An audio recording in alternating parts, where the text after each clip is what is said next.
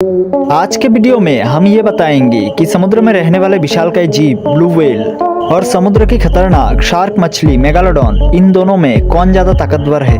अगर इन दोनों की आपस में लड़ाई हो तो कौन जीतेगा। दोस्तों, वैसे ये लड़ाई कभी भी पॉसिबल नहीं है, क्योंकि मेगालोडॉन आज से लाखों साल पहले समुद्री दुनिया से गायब हो गई। अगर मेगालोडॉन आज भी जिंदा होती तो समुद्री दुनिया की तस्वीरें कुछ और ही होती। दोस्तों, अगर बात की जाए ब्लू व्हेल की, तो ये आज दुनिया की सबसे बड़ी जीव है, जिसकी उत्पत्ति 5 करोड़ साल पहले हुई थी।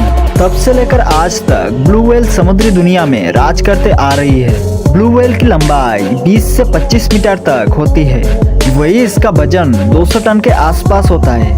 ब्लू व्हेल इतनी बड़ी और विशालकाय होने के बावजूद भी ये बेहद ही शांत किस्म की मछली मानी जाती है। ब्लू व्हेल एक सांस में पानी के अंदर करीब 30 से 35 मिनट तक रह सकती है और इनका दिल का साइज 4 पहिए वाले गोल्फ गाड़ी जितना बड़ा और भारी होता है। वही अगर बात की जाए इनके बाइट फोर्स की, तो वो भी करीब 19,000 PSI तक होती है। लेकिन ब्लू व्हेल इतनी जल्दी किसी पर अटैक नहीं करती, क्योंकि ये बहुत शांत किस्म के है। ये पानी के अंदर 3 किलोमीटर पर आवर की स्पीड से तैर सकती है। इनके भारी शरीर के कारण ये पानी के अंदर ज्यादा तेजी से तैर नहीं पाते।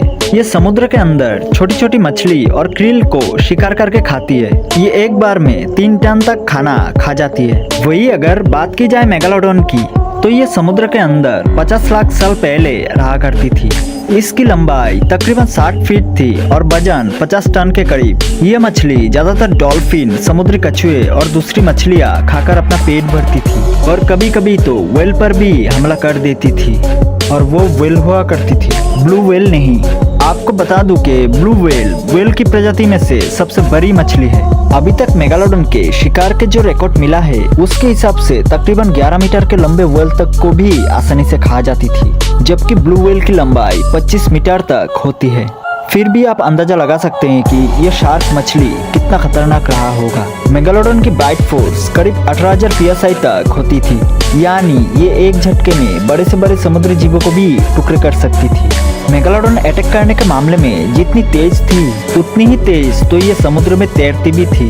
मेगालोडॉन पानी के अंदर 35 से 40 मील पर आवर की स्पीड से तैर सकती थी। अब अगर बात करें इनके विलुप्त होने की, तो ये समुद्र के अंदर खाना ना मिलने और ग्रेट व्हाइट शार्क से कंपटीशन के चलते धीरे धीरे समुद्री दुनिया से गायब हो गई। ये दोनों ही समुद्री जीवों के जानकारी पाने के बाद हमें ये जानने को मिला है कि ब्लू व्हेल मेगालोडॉन के तुलना में ज्यादा लंबे, ज्यादा वजनी और ज्यादा बाइट फोर्स वाली मछली है। वही मेगालोडॉन के पास से ब्लू व्हेल से ज्यादा तेज पानी में तैरने की स्पीड और फुर्ती, और मेगालोडॉन काफी आक्रामक मछली थी, जबकि ब्लू व्हेल बेहद ही शांत स्वभाव का माना जाता था। ऐसे में अगर मेगालोडॉन और ब्लू व्हेल का आमना सामना होता है, तो जाहिर है अटैक पहले मेगालोडॉन ही करेगा। वैसे मेगालोडॉन अपने शिकार को पूरा निगल जाती है, लेकिन ब्लू व्हेल जैसे विशालकाय जीवों को निगलना उसके लिए नामुमकिन है। ऐसे में संभव है कि मेगालोडॉन अपने नुकीले दांतों से ब्लू व्हेल पर अटैक करेंगे और भागने में भी सफल रहेंगे, क्योंकि मेगालोडॉन को पानी के अंदर पकड़ना ब्लू व्हेल के लिए लगभग नामुमकिन है।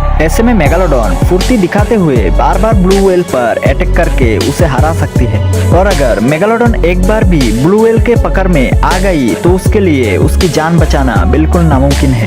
ब्लू व्हेल के एक ही अटैक में मेगालोडॉन का काम तमाम हो जाएगा, जबकि ब्लू व्हेल को मारने के लिए मेगालोडॉन को कई बार अटैक करना होगा।